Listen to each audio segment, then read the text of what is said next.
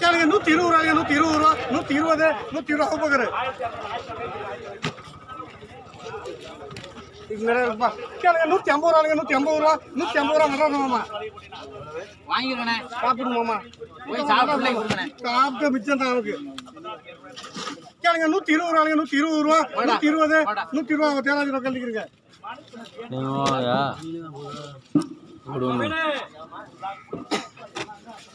கேளுங்க 150 ரூபாய்ங்க 150 ரூபா 150 150